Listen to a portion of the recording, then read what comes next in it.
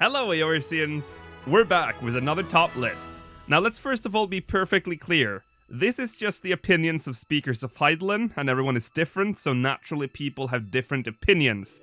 Now last time we looked at the top 10 best dungeons from A Realm Reborn, and today we're gonna look at the top 5 worst dungeons. And the same basic criteria applies here, so the ones with the lowest score gets the first spot. Now, without any further ado, let's take a look at Speakers of HECATONCHEIRS' top 5 worst dungeons from A Realm Reborn.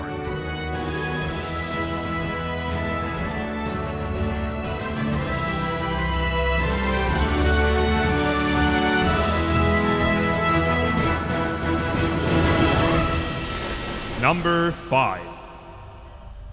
Amdapor Keep, Hard. Starting off this list, we have the hard mode of Amdapor Keep. This dungeon is on this list primarily because of its terrible pacing and gating. The music is slow and dull, and is comparable to Snowcloak's sleep-inducing theme. Although the speakers are torn on this specific dungeon, we all agree that the design is basically a washed-out version of Amdapor Keep. The monster variety is lacking, mostly consisting of bugs and trees, and the bosses, even if they have some new mechanics, are generally uninteresting and not particularly fun to play. Only exception being the room before the last boss, as well as the last boss itself, which actually does introduce a number of new mechanics. Number 4. Dzemael Darkhold. Here's one that we're pretty sure people will agree with. Dzemael Darkhold is one of those dungeons that makes you go, ugh, whenever it pops in your roulette. And there is a reason for that. The dungeon is riddled with horrible gating in form of Magitech circles that players must stand in and wait for it to count down before the door opens. Fun times! The design of the dungeon is quite basic, being just a dark, musty cave with some crystals sticking out of the walls. The music at the beginning is somewhat interesting, but it cuts out after a minute, leaving you to complete silence when not engaged in combat. And once you enter combat, you are presented with a generic dungeon battle theme. All of this makes the dungeon plain boring. The bosses in Dzemael is what pulls it up a bit, as they are pretty quick to kill and has at least a couple of interesting mechanics. Big plus for being easy to speedrun, so you can get out of that crystal hell pretty quick. Number 3. The Tam-Tara Deepcroft. This dungeon's hard mode captured our top 10 best dungeons list's second place. But man, what a massive difference there is between those two dungeons. The Tam-Tara Deepcroft is a short dungeon that has very little going on inside, and just like all A Realm Reborn dungeons, it has no actual theme playing throughout except for a short sample at the very beginning, automatically putting you into bored mode. The bosses won't help this dungeon out either, as they are just the same bosses over and over again with slightly more adds each time. The last boss has one mechanic involving a tethered ad, which is actually fine because this is supposed to be a tutorial dungeon. Learning mechanics is fine, but the fact that this is the only actual boss in the entire dungeon is both sad and disappointing.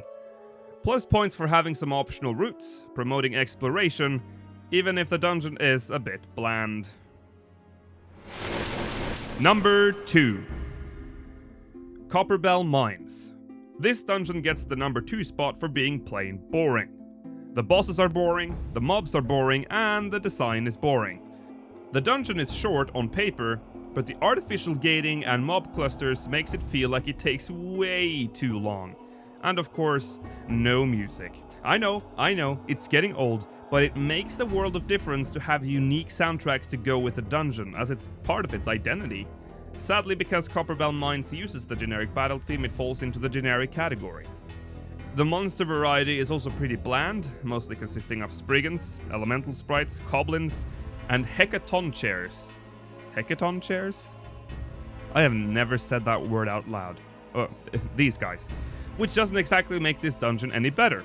The bosses are incredibly basic, perhaps with the exception of the second boss, which is just an infuriating mess if your party members don't understand what to do.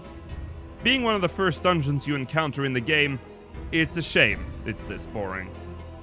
Before we get to the number 1 spot, here are a couple of honorable mentions for dungeons that just barely missed a spot on the list.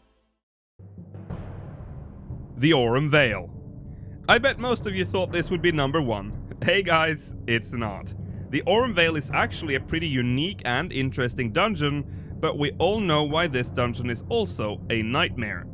The first room is just a cluster of annoying mobs, including toads with their disgusting tongue attacks, bogies that attack you from a range that is a nightmare to tank, and saplings, which are just as annoying.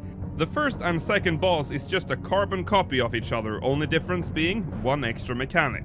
However, it gets plus points for being a challenging dungeon, being the first dungeon new players encounter that gives them a taste of what endgame is going to be like.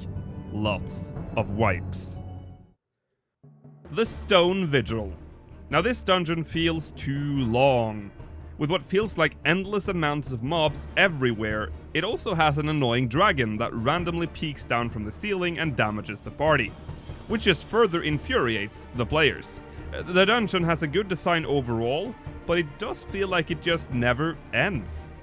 The dungeon is however incredibly good to run for EXP at its level range, so just pop up Netflix and grind that shit. Cutter's Cry. The definition of bland.